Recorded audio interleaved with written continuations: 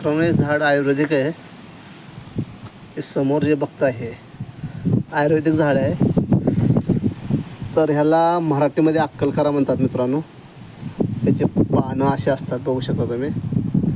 आणि ह्याची कळी बिन फुल पण म्हणलं तर चालेल, दोन्ही असं असतं सेम. आणि ह्याचा उपयोग होतो मित्रांनो, हे आपण बोंड हे काढायचं असं आणि थोडंसं टोकरून असं आपण खाऊ शकतो. कारण ह्यानं खोकला वगैरे कमी होतो मित्रांनो.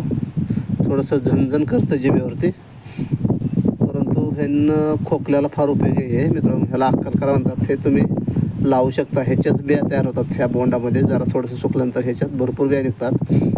तर हे आपण खाऊ शकतो मित्रांनो. ह्याला अक्कलकरा म्हणतात. हे असेच फूल असतं आणि हे फुलच खाल्लं जातं मित्रांनो.